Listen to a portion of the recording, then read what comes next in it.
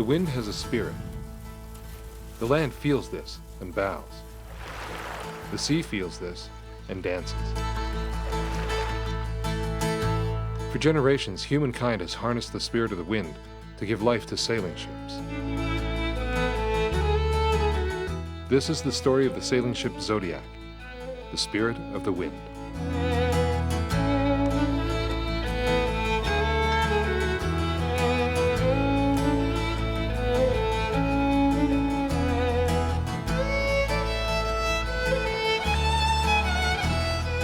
All hands to sailing station.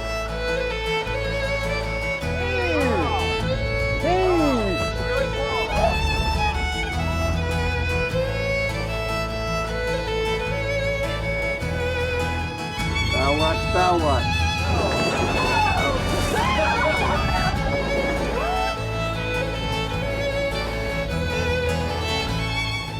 Just another ordinary day in paradise.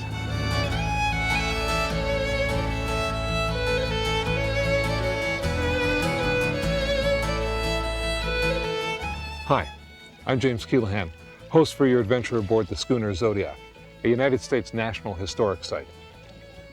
If you've ever sailed before, you know the excitement you feel as the wind fills the sails and the ship comes alive beneath your feet. And the bigger the ship, the more the excitement. Well, this is the largest working tall ship on the West Coast, and it's got a fascinating story to tell, and we'd like to tell it to you. So welcome aboard the Schooner Zodiac.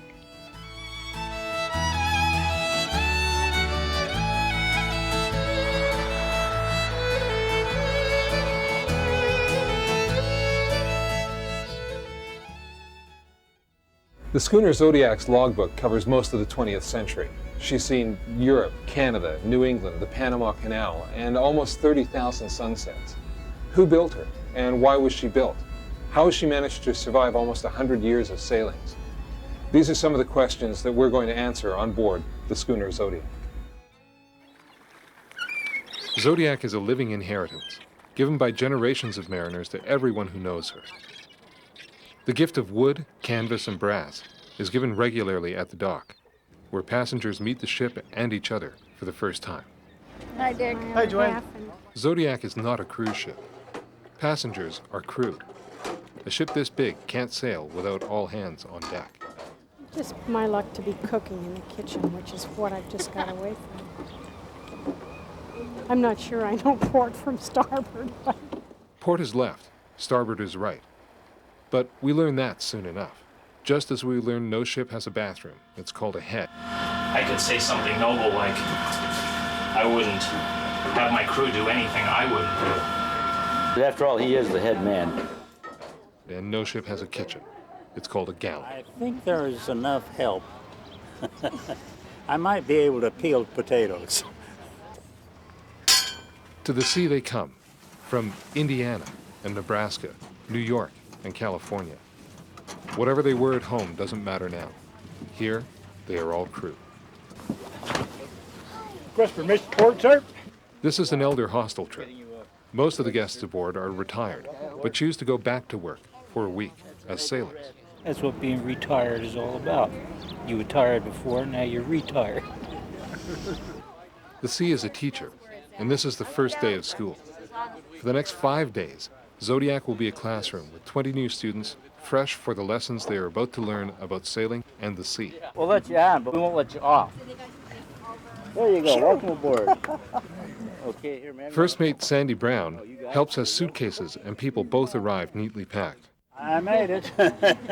Tomorrow, he will begin changing these strangers into sailors who will work together to raise the largest mainsail on the West Coast. Go down below one at a time when they get ready to do this, and sign you on. You get a bunk assignment and that. So just, kind of wander around, meet some folks. Elder hostel trips are so different from any other kind of chartering. On a merchant vessel, the cargo is everything. And so our cargo are passengers. And elder hostels, these people have lifetimes of stories to tell. They are wonderful, and they're so interested in learning. They're easy to get along with. Nothing surprises them. There are no ego trips. They're here for one reason, and that's to have a good time and to learn about what's going on the boat. I think this is the most beautiful boat, and this is the most beautiful part of the world, and I'm never going home. That's what I think. The first thing that impresses you about the Schooner Zodiac is her size. Everything about her is big. She's 127 feet from the pointy end up there to the blunt end at the back. That's half a football field. She's 25 feet wide, which is more than 4 king-size beds, weighs more than 200 tons, which is bigger than the largest whale. She flies more than 7,000 square feet of canvas, which is more than enough to carpet an entire mansion. For all her mass, the Zodiac manages her size gracefully. She can cut through the water at more than 13 knots with only the power of the wind. Unlike most surviving wooden ships, Zodiac is not now and has never been a floating museum. She is not an exhibit. This is the real thing. Through fate and fortune, Zodiac has worked every day of her life and is today the largest working tall ship on the Pacific coast. If you have ever wondered what life is like at sea, there is no better way to find out than to go to sea, just as these elder hostile sailors are doing for the next 5 days. It's like a real ship, wasn't like you see in the movie. It's not really crowded at all. I thought we were going to sleep in 4 bunks, one up on top of the other. This is nice. Horn, plug your ears. Zodiac sails with a small professional crew, a cadre of dedicated mariners who give up their day jobs a few weeks every year to go back in time and back to the sea. With the exception of the cook, none of them is paid. What is it? If it's Thursday, we must be in Susha or one of those kind of things, yes. They are volunteers who give of themselves gladly to keep the Zodiac alive. For those with a passion for sailing, Zodiac returns the favor every time she leaves the dock.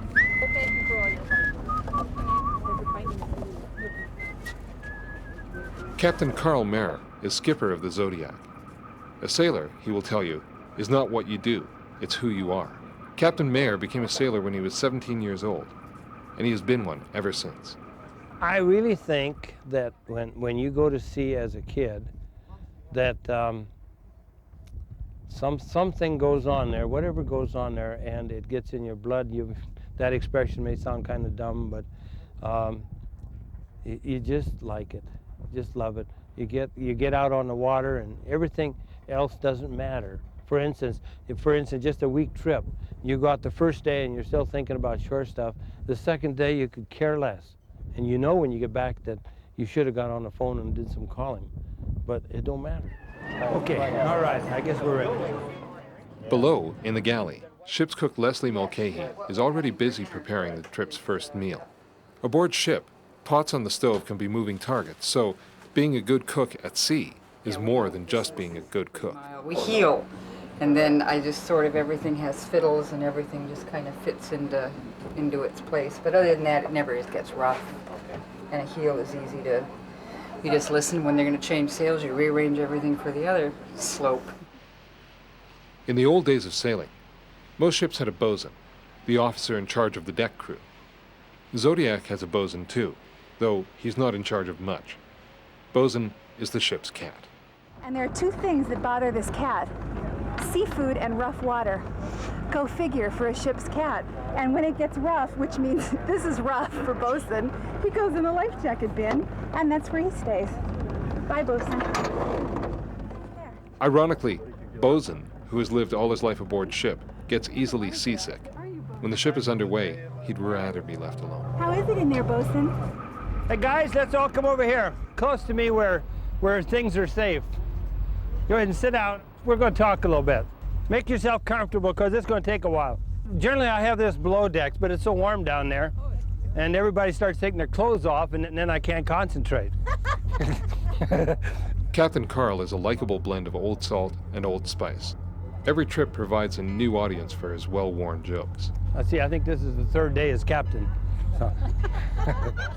The first captain's briefing is about safety, life jackets and lifeboats, what to do and what not, and the captain's philosophy on sinking. That you'll find that nowadays, instead of the skipper going down with a ship, it doesn't work that way anymore.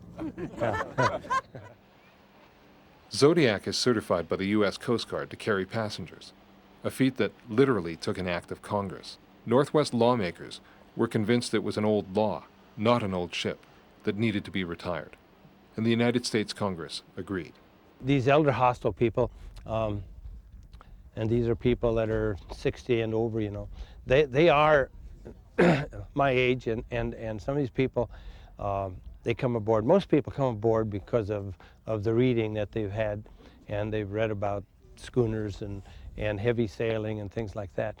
And being that this is basically the only large certified ship on the West Coast, they dream about doing it, and here's one left that they can do it. And they go into it just full bore. They turn to and do what they read about or have read about, and give it their all. They do a heck of a job. They stand watches, and they clean the ship, and you'd think that when they pay to come on a ship like that they wouldn't be cleaning it. They're a tremendous people to have aboard, actually. I'm Lynn Brown from Fort Collins, Colorado. I'm not sure whether I'm retired yet or not. I'm Glenn Potter. I'm not retired. I live in San Francisco and own a retail florist business. My name is Gladys Manalaris. I think I'm the fourth person who taught English in high school. This is our third trip. The first evening aboard the Zodiac is spent on introductions. Tomorrow, ship and crew will work together for the first time, and each new crew member needs to know where he or she is supposed to go when the captain calls sailing stations. Somebody will be assigned to the main port topping lift. What's a main port topping lift? Well, all that will be explained to you later.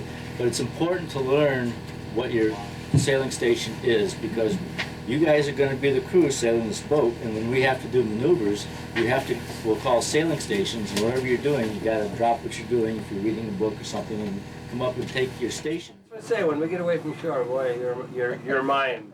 Don't worry about anything else. There is much to learn about sailing a ship, especially one as large as the Zodiac. But if the best learning is done by doing, these crew members will be true sailors by the end of the week. One thing, we got to be real careful in the mornings, and everybody has a tendency to do this, and on this ship we don't do it that way. Does that make sense? No, not so far.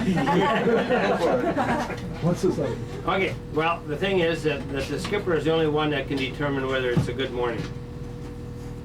But if you guys determine it, you could be wrong. There'd be nothing worse than that. Okay, so it's a heavy thing. You could say morning, things like that, but at the meeting in the morning, why, it'll be determined whether it's a good morning.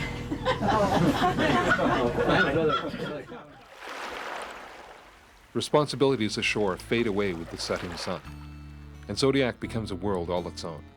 The new crew settles into the old ship, and it's a comfortable fit. At 11 o'clock, it's lights out, generator off, and time for the night watch to begin. The boat turns quiet. Everyone hopes for a good morning. 12 signs that spin in the heavens above us, 3 each for water, for earth, air, and fire. 8 bells in this watch, and 4 until sunrise, till we slip our moorings and get our heart's desire.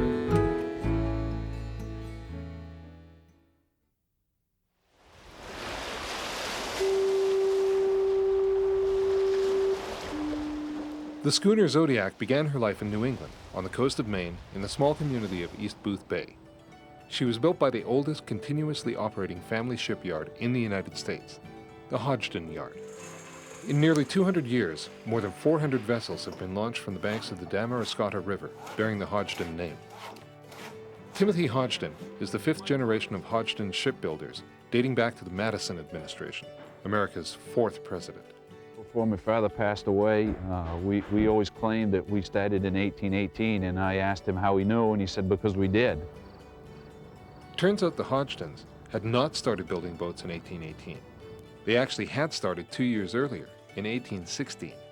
The story of the Hodgdon Yard was recently published by Barbara Rumsey of the Boothbay Region Historical Society. Well, Sonny Hodgdon, the father of Timothy, asked me to research the yard. And I said, why? He said, well, we don't know anything. And this was very hard for me to understand, such a famous yard.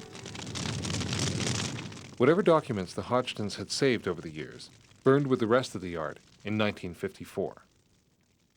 As a result, Rumsey based her research on documents in other hands, primarily those who did business with the yard as far back as the early 1800s, and Timothy's great-great-grandfather, Caleb Hodgdon.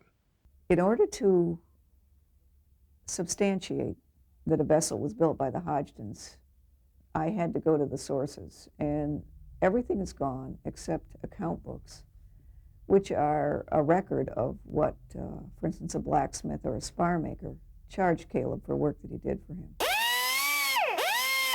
Through the generations, the Hodgdons have exemplified the typical Yankee, laconic craftsmen who chose to speak through their work, and in doing so, spoke more eloquently across time than the greatest orator. Talking is not their strong suit. Quieter men could not be found. They keep right on working without saying a word in an hour, unless it is called for by their work. This modesty of the men who are doing the most difficult, and incidentally the handsomest job of yacht planking ever undertaken in America, makes them the more interesting as one observes them at their work. Boothbay Register, April 25th, 1914. I tried my hand at plastic, but it's hard to take a crew of fellows that have spent their lives working wood and convert them into working plastic. They don't like it. Like the sticky damn stuff. Jim Stevens is one of the last of the old-time East Boothbay shipbuilders. He remembers when a crew of 20 men could lay a keel in the fall and launch a ship in the spring, working outside the whole time and with only hand tools. Well, you just did it like that. I mean, a job meant a whole lot different to you in those days than a job today. Yeah, that's a bunch of adzes. I went by the men were still using axes and broad axes and adze, and everything was done practically with hand tools. Now they've got these machine tools like that, but it takes longer to keep them sharp and keep them in shape. It's ridiculous. I mean, the way people have become accustomed to it.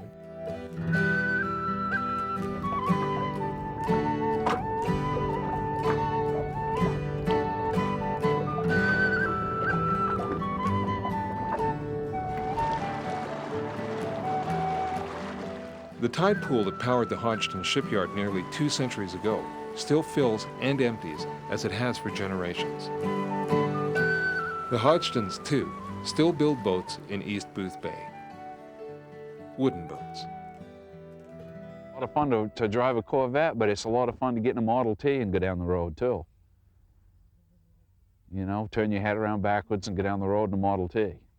Zodiac is an impressive thing, no question.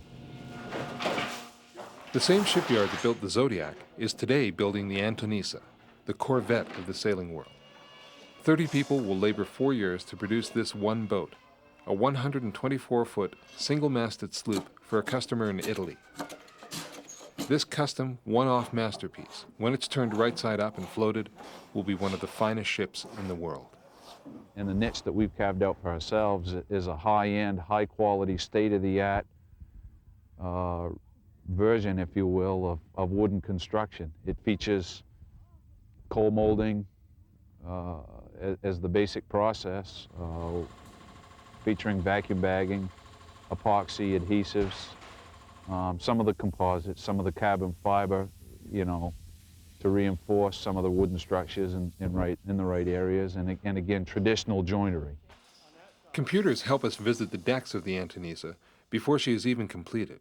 Here, for example, is the main salon, where a grand skylight will brighten the magnificent room below, including the keyboard of a pipe organ. These fan louvers, these are magnificent, these fan louvers. They're elliptical. Everything on the inside of this boat is based on ellipses. And this is an elliptical fan louver right here that starts and goes right around that way. Craftsmanship is alive and well under the Hodgdon name, where it was first planted in 1816. This is Zodiac's youngest sister, the commuter yacht Liberty, launched from the Hodgdon yard in 1996.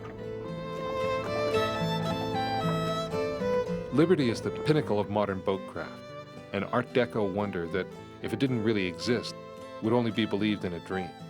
And beneath it all is still a wooden boat with the same pride and craftsmanship that has always been the hallmark of the Hodgdon yacht.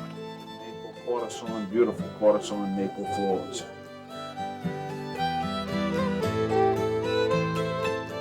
I guess most of that stuff is somewhat corny and sounds silly, but it is an undescribable feeling to have worked on a project as intense as what these can sometimes be, and actually feel a thing move under your feet. It does put a lump in your throat.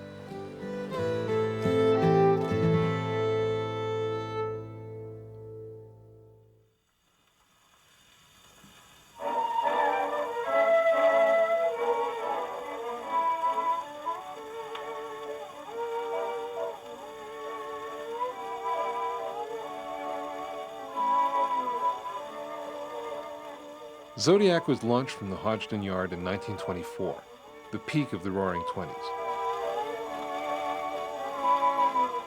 Kleenex kerchiefs and Wheaties breakfast cereal were brand new in stores.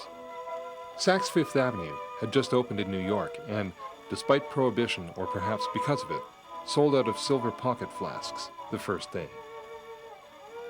Zodiac was one of the largest ships ever conceived by famed yacht designer William Hand Jr.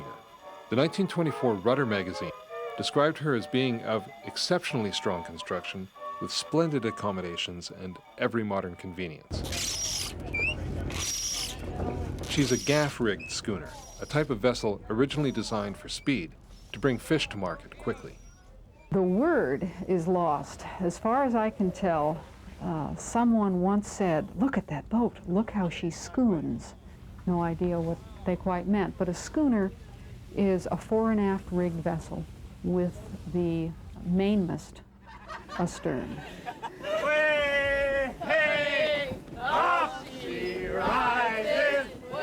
The advantage of a schooner over a square rigger is you can sail much closer into the wind, so you've got a handier boat than you would with a square rigger. And an easier boat to handle. You need a smaller crew to handle and set sail on a schooner because you do everything from the deck. Zodiac was built for two brothers named Johnson and Johnson. It was perhaps fitting that the ship built for the heirs to the Band-Aid fortune was scratched her first day in the water.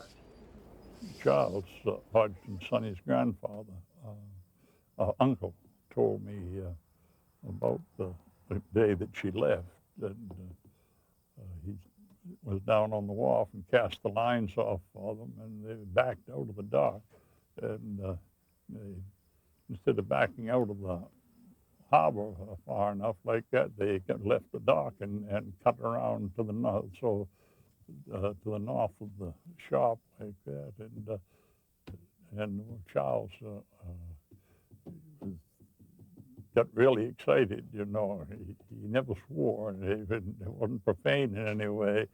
But he said, "Oh my gracious," he said, they're going to run that new boat on the rocks," he said, "they're headed right for that ledge," he says, and I ran down on the wharf, he says, and I waved my hand, I said, "Don't back up anymore, don't back up anymore." And he says they backed right onto that ledge, he says, with that brand new boat.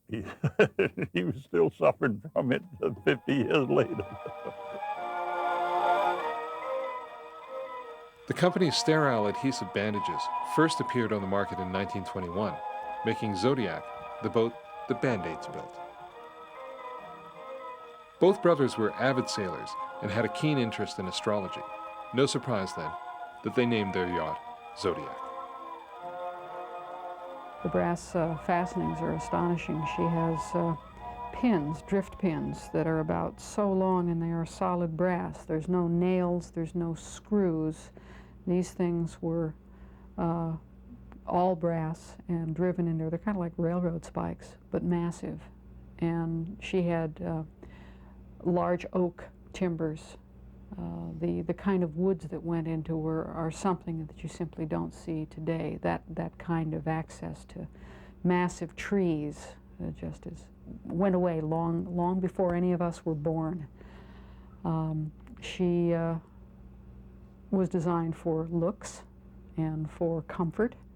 Her whole design, her profile is the classic American fisherman, but she had a grand salon aft. It wasn't a fishing hold. She had brass fittings throughout. She had portholes because she had nice staterooms below deck. She was very much a product of well thought out comfort. Johnson & Johnson sailed their yacht all up and down the east coast of North America and entered her in several races, including the King's Cup race to Spain in 1928. This is the oldest surviving photo of the Zodiac as she appeared in that race. Even though fitted with topsails, it was a year of light winds and she came in fourth, a day behind the winner. The following year, the stock market crashed and the country plunged into the Great Depression. The giddy days of the 1920s ended all too soon, and so too did the Johnsons' interest in their yacht. They built an incredibly impractical item.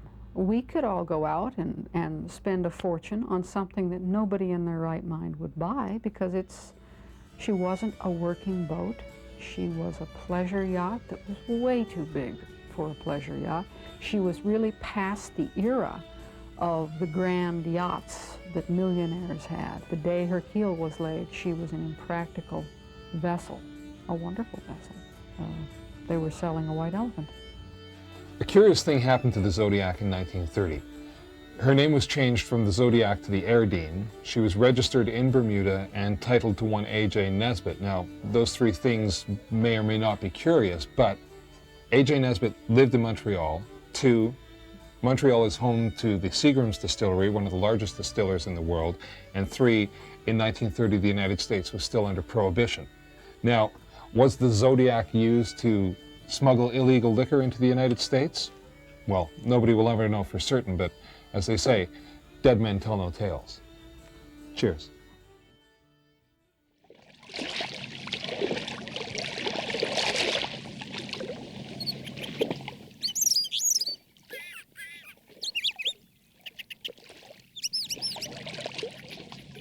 Morning breaks early for the Zodiac and her crew of elder hostile sailors. The last task of the night watch is to wake the captain and the cook. The generator comes on at 6. The sound of the generator means hot water and hot food are on their way, and a decades-old routine aboard this tall ship begins again. Every morning, the decks are washed with salt water. The salt water's awful cheap. We have plenty of it, so it goes around just fine. This helps pickle the wood and keep it from rotting. I'll never end up in the brig because of my brass polishing. Antique brass work is polished until it gleams like new. Zodiac has a reputation for being a well-kept boat, probably because so many people are proud of her. I'm from Omaha, Nebraska, and of course we don't see much water except the Missouri River. Wait, very gently, Lord. This is the nicest way to take a vacation there is, and I think it's just great. It's a great adventure. Learn how the bigger boats sail. I think this is fascinating to see an old boat like this and how it's been made usable. I think it's a wonderful project. I'm so impressed with Captain Carl and thinking of taking a boat like this and bringing it up to usable thing. I think that's marvelous. Wonderful experience, and sharing it then with all these people. Just a few weeks ago, many of these would-be sailors couldn't fathom knowing what a jib sheet was or a main port topping lift. Now they even know what a fathom is. Okay, now I don't want any help from anybody here. I want to find out here who doesn't know how many feet in a fathom. Okay, right between there is a beautiful lady right there. Come here. She's 1 fathom tall. No, not quite. Okay, you guys, 6 feet. eat your heart out. Here's a fathom. All right. Now, you like it? Okay, now let me tell you why. In the early days when the king sent his boats all over heck, they drew charts and this and that, but they didn't have a standard measurement. So he came up with a arm's length, as a measurement, as a fathom. Generally speaking, a man's arm is 6 feet. And the word fathom is a screwed up name for embrace. I cannot fathom that. Now, I would like to tell you guys, you especially, and the ladies especially, and you guys wouldn't have to raise your hands, okay, that didn't know what a fathom was. That if you forget, see me. I'll clue you in. Curtains and shutters in the windows of Bellingham open on the now common sight of a tall ship, once again at anchor in the bay. Mount Baker, formed by volcanic eruptions centuries ago, greets the sunrise in a crisp white jacket. The captain has declared, this is a good day. Okay, let's get ready to weigh anchor. Anchors aweigh, my boys, anchors aweigh. This morning, Captain Carl turns command of the ship over to his son, Tim. The two take turns operating the vessel. It is Captain Tim, Avast there, me hearties! together with First Mate Sandy, who will orchestrate the raising of the mainsail, foresail, staysail, and jib. Sailing is very, very intriguing because it's so large. I mean, everything's so large. 4,000 square foot Maine, that's pretty impressive, pretty intimidating sometimes. They may feel like they're alone or they're not able to accomplish large things anymore, but when they get on here, they can sail this 220 tons of vessel in and out of little harbors if they work as a team. And no one person can do it alone. Crew can't do it alone very efficiently. It takes all of us to do it. Okay, haul away, throw it. Haul.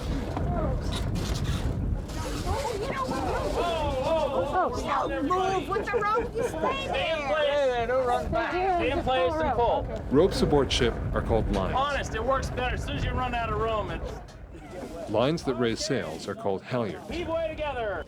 Crew members who haul Zodiac's halyards can proudly say they've helped fly the largest mainsail of any ship on the West Coast, 4,000 square feet. 2, 3, okay, hold it there for a second. 5. Okay, pulse check. Pulse check. That's almost like work. Are we ready? Ready. All together now. All together now. All right. All the way. Heave. Hold. Yeah, right. Heave. Hold. One more. Whoa, lift there. Heave. Hold. Okay, belay that. Count of 3. 1, 2, 3. Drop it. Once the sails are up, Zodiac and the day are underway, and life aboard ship settles into a routine. Zodiac strange, she tugs at her anchor. She's longing to do the thing she does the best. All that she wants is some wind in the rigging, all hands on the halyards, and she'll do the rest. Earth gave her timbers, and water's her home. She glides through it gently, you lean on the rail. Air is the wind that stretches the canvas, the sun burning golden, the Zodiac sail. Periodically through the day, as the wind or the course change, sailing stations are called to change tack. Tack is the direction the sails are set to take greatest advantage of the wind. Sailing is like a dance, actually. The slower the wind, the slower the dance. Light air day is kind of like a waltz. When the wind increases, it turns into a kind of a, you can work your way right up to a hard rock and roll, and the crew responds to that. And when you're at the helm, the excitement just mounts. The more the wind is, the more the feeling of it is. Well, I think the ship is appreciative of what's happened to her. And anytime, when you do get a good wind, now today we didn't have too much of a wind, but when you get a good wind where the scuppers are pulling water in and things like that, the ship talks to you. Yeah, you can look at the booms and so on. You can see them as massive as they are. You can see them bend, you know. And she likes it. She gets out there and goes. and does whatever you want with it. At midday, it's lunchtime, a time to nourish the body as nature nourishes the soul. For those bold enough to go to sea, life certainly has its rewards. This is a whole different world from anything I've ever experienced, and a wonderful world. It always feels, when I get back on board, it feels like I've come home again. The Zodiac has a certain, I don't want to use the word smell, fragrance, or I don't know, it just has a feel, a noise, sounds, everything. And it feels good to come back, always. What'd you guys do to the wind? A boat like this can be painted and varnished and everything at the dock. If it never leaves the dock, then it will die. Straighten it out right there. And so the people are, it's lively, it's life. This boat runs on positive energy. It runs on people having a good time, and people leave having a good time. And so there is lots of positive energy that flows through this boat. Slack away, hold it. Near day's end, the sun rolls off to the west, and it's time to drop sails. This has indeed been a good day aboard the Zodiac. Character-wise, they all sail different. This one here responds very nicely. Today, then, when we were tacking out there, why, you know, she just came right around in light winds and so on, and she wants to do what she wanted to do. I would say probably like a well-trained horse or something. I mean, yeah, it's very, very responsive. As gaskets are put over the sails and covers put over the brass, Zodiac and her crew settle in for another night. The sea has taught something important today to those who were paying attention in class. One ship goes east and another west, by the same self winds that blow. 'Tis the set of the sail and not the gale that determines where she goes. Like the ships at sea are the ways of fate. As we voyage along through life, 'tis the set of the soul that decides the goal, not the calm or strife. I use this frequently with the kids, and some of them, they roll their eyes at me, you know, and others listen. And so it's an interesting poem. I think it's got a lot of meat to it. You know, getting a comparison going to sea and with how we live and so on, you know, it's all there. What's important. I have a lot of pride in the fact that I helped teach people about sailing and help them become one as a crew to sail a vessel like this. Because it takes a crew, and to take people who are totally novice to sailing the largest sailing schooner on the West Coast and help them become crew in 5 days and work as one functional unit, it's a good feeling. I take home the peacefulness and joy of having been on the water again. That's very important to me, and it feeds my soul. And then I always take home the people that have been here, and I know I always carry something of a lot of them with me. Everybody who's been here and pulls on the lines leaves a little bit of themselves here, and they take a little bit of the boat with them. Isn't that going to be a humdinger of a sunset?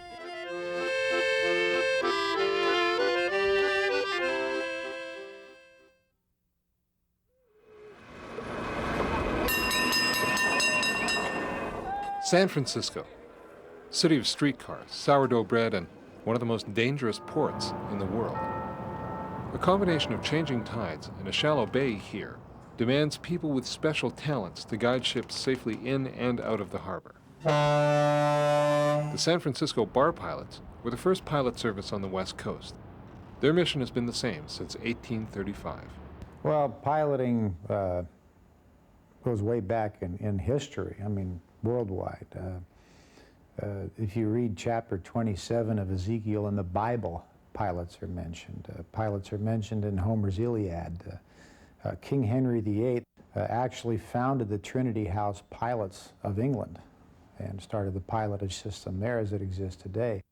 It's that extra level of expertise and profession for the mariner, realizing that a ship's master, if you will, is a general practitioner. A pilot is a specialist. It was here in the waters off San Francisco that the schooner Zodiac spent 40 years of her life, transferring pilots to and from passing ships 11 miles out at sea. During World War II, many U.S. servicemen on their way to fight in the Pacific saw their last wave goodbye from this ship, and their first wave hello coming home. The bar pilots picked her up cheap at an auction in 1931 for $15,000, 10 cents on the dollar of her original price. Zodiac had gone from racing yacht to workboat in just 7 years. She was built to be especially seaworthy and to help perpetuate the knowledge of the Gloucestermen of the Atlantic Ocean. She was sold by me through a dealer to the pilots during the Great Depression, John Seward Johnson. In the scrawl of an unknown hand, the ship's log tells us that the bar pilots renamed their new vessel the California and sent her out to sea for the first time at 9:50 on Saturday morning, February 6, 1932.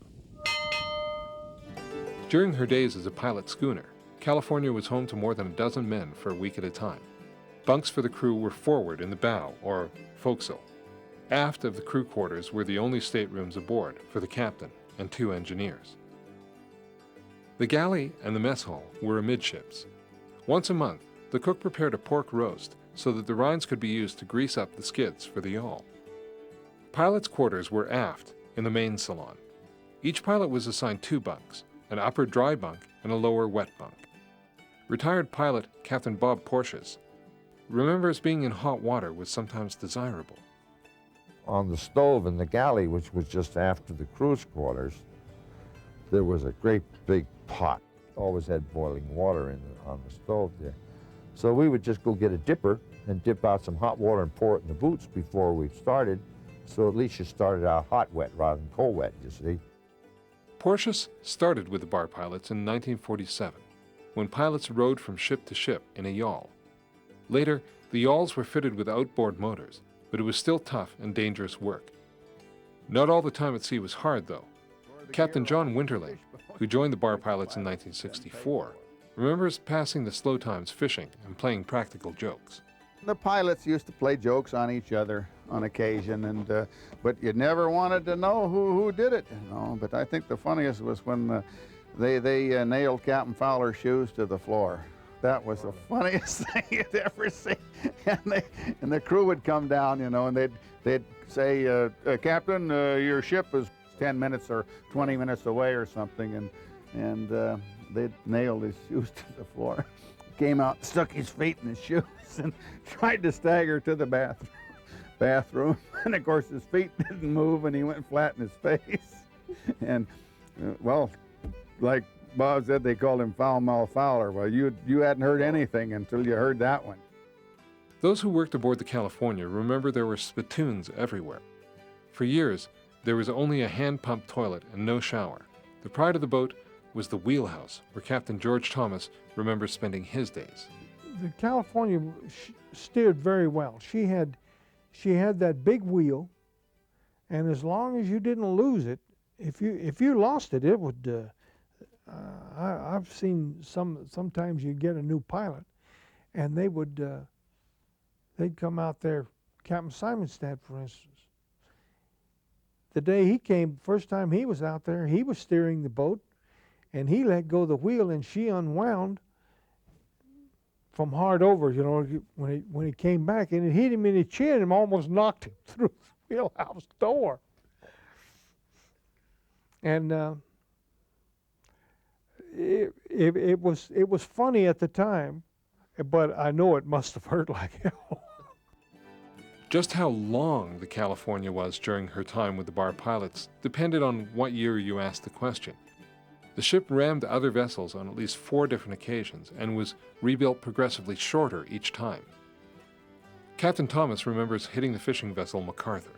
I hit him in the fog, and we rode, the construction of the bow is such, we rode right up on the back end of this thing, right just abaft the wheelhouse. So I thought, we sunk this rascal. I mean, she's gonna sink. So I took everybody off. I had everybody come up there, the cook, the messman, anybody that was around came running up to help these fishermen get off this boat. So I took them all off. Then we backed off, and I saw the thing wasn't going to sink, so we had to put them all back on. But, oh yeah, oh, there was an awful stink about that thing. When you sail on board the Zodiac today, you sleep in the same bunks that the bar pilots slept in a half-century ago. The bunks are dry now, and there's no longer spittoons down here. But if you close your eyes at night, you can almost imagine what it was like, rocking in the swells of the Pacific Ocean, waiting for the next ship to call. Brings tears to my eyes. Nostalgic. A lot of effort. A lot of effort went into it. Personal effort. It's tough to let go of an old lady like that, but it's good to know she's doing well.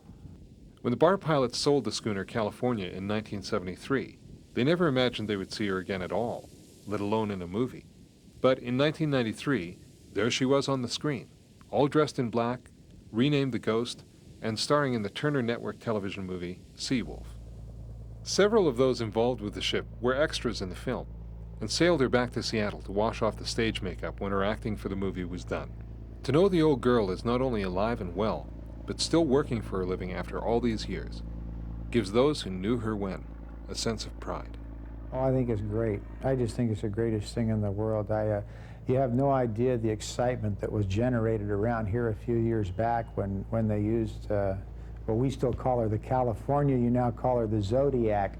When we saw her being used to film the Seawolf, the remake of the Seawolf up there in Puget Sound, we said, hey, that's our boat, you know? I mean, it's just like an old part of the family. If you walk through the halls of this place, it looks like a museum. We don't let go of tradition very easily around here. And we hang on to it and keep it going, and it just passed on from generation to generation through the pilots. Yeah, we're pretty proud of our heritage. The time of the pilot schooner passed in 1973, when California retired as the last wooden ship to serve as a pilot vessel under the United States flag. Pilot vessels today are made of steel. The San Francisco bar pilots have a new California, an 85-foot motor vessel that is both station and transfer vessel in one. East to 10. The ships that call on San Francisco Bay seem larger every day. Some now have 50 feet of steel below the waterline and tower 100 feet above it. Even at dead slow, these ships move along at 8 knots. The task of delivering these ships safely to and from port is in the same hands it has always been. Those of the San Francisco bar pilots, in whose hands this wheel once turned aboard a schooner called the California, which we know today as the Zodiac.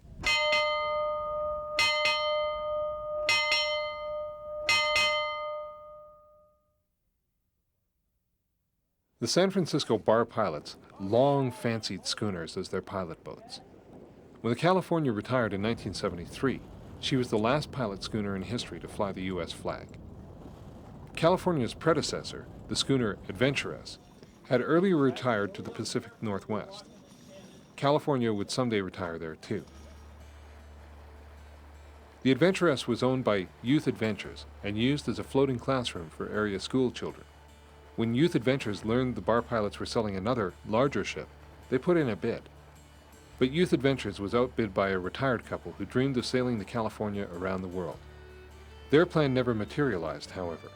The husband died before the couple's dream came true.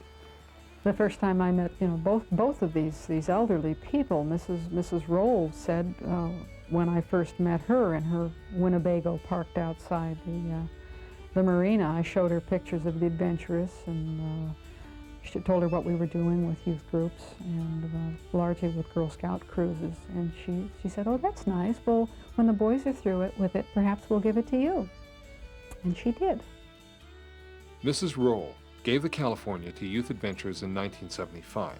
Little did anyone associated with the project know then that the largest working tall ship on the West Coast would also be the largest working restoration project on the West Coast. Not only was Zodiac a major restoration project, years of deferred maintenance could wait no longer if she was to survive at all.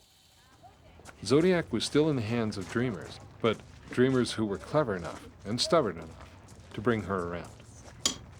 Keeping a ship like the Zodiac alive means keeping alive the trades which built her, like blacksmithing, caulking, and planing. Every winter, Zodiac is motored to Seattle's freshwater Lake Union, where she's covered up with plastic and opened up for maintenance and repairs. Well, we've got a 5-degree list right now. We've got 15 50-gallon drums full of water on the starboard side.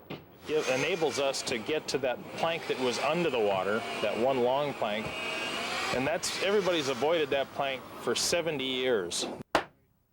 Perhaps the most ambitious work project in recent years was the replacement of her entire deck, a multi-year project which began in 1996. But you'd be amazed at how much water you can squeeze out of these little pieces. See that? Yep. Zodiac's original fir deck timbers were well worn after more than 70 years of service. Craftsmen whose parents weren't even born when this was done the first time performed the age-old tasks of the shipwright. Replacement timbers of the same size and quality as the originals were difficult to find. Installed just as the originals were, Zodiac's new deck timbers should last another 70 years before she's opened up like this again. This is something that's so scarce anymore. And if you take a look at the end grain on there, see on the end grain on that? That is just like gold. It's beautiful. And this is what we look for. And that's what all guys that build ships or repair ships can't find anymore. So when you do find it, it just makes you happier than anything I can think of. Wood has to be air dried. It has to be as close to old growth as you can get. They do not make trees like this anymore. Most of the wood we're putting on here is 500 years old or thereabouts. You can't, it's not a renewable resource like they say for boat building material. Once a year, Zodiac visits the Lake Union dry dock for a complete hull inspection. As the water is pumped away, 16 feet of Zodiac, usually hidden below the waterline, appears in the daylight for a checkup. Here is the view of the ship mostly seen by fish and divers, a collection of timbers amazingly well preserved by all those years in salt water, looking very much like they did in a shipyard in Maine more than 70 years ago. Zodiac is now, for the first time in her life, in the hands of people who appreciate her for what she is, not for what she can do. She was placed on the National Register of Historic Places in 1982. In 1984, on her 60th birthday, she was given back her maiden name, the name we know her as today, Zodiac. Oh, she's skookum. That's a Makah Indian word meaning she's sound and I think she makes you feel good too. Just looking at her, she's seaworthy. Skookum is a favorite word, I think, in the Northwest. There's a lot of soul in the word skookum. The Zodiac is a skookum boat. Say that to anybody who hangs around boats around here, and they know exactly what you mean. She's skookum. Skookum, the motor yacht Skookum. This is Bellissimo. Do you copy? 20 years of restoration have paid off. All the people who dreamed it could happen, worked for it to happen, and knew it could happen, are now seeing their dreams come true.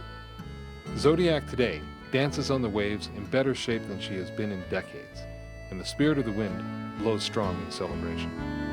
Zodiac spins, she's leaving the harbor, her bow pointing out to a future unknown. We stand on the deck, our eyes straining forwards, our hearts stretching backward to think of our home. Earth gave her timbers, the waters her home. She glides through it gently, you lean on the rail. Air is the wind that stretches the canvas, the sun burning golden, the Zodiac sails. As the sun climbs down off the sky's rigging, Another day ends aboard the schooner Zodiac. The ship has become a favorite teacher to a new class of students.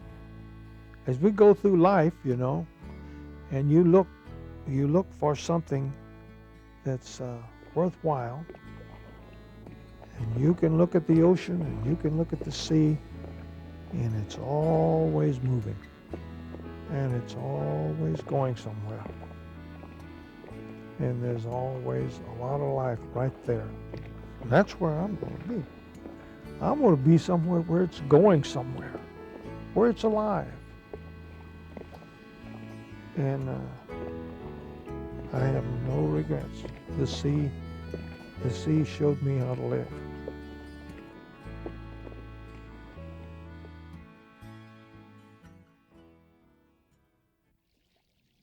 So much these days seems temporary or transient. The Zodiac is special because she endures. She belongs not just to our time, but to all time. With a good cruise, she'll see many more sunsets just like this. I'm James Keelaghan. Thank you for coming aboard the schooner Zodiac. Take care.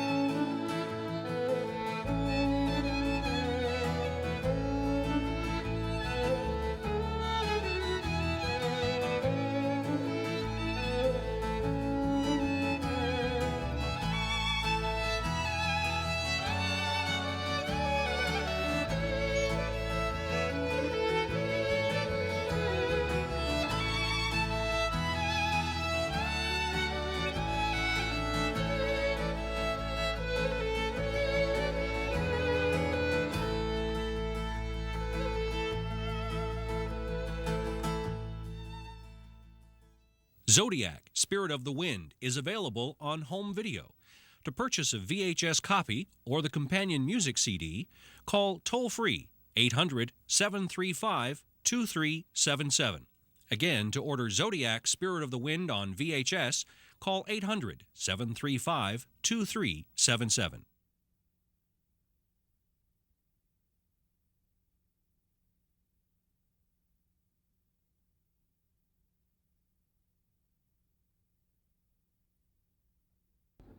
I'm James Keelaghan.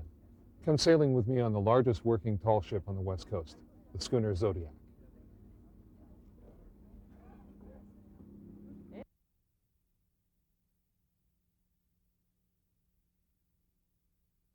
Okay. Every member of the crew is important on the schooner Zodiac. She can't sail unless everybody does their part. So please do your part today and support local programming on public television.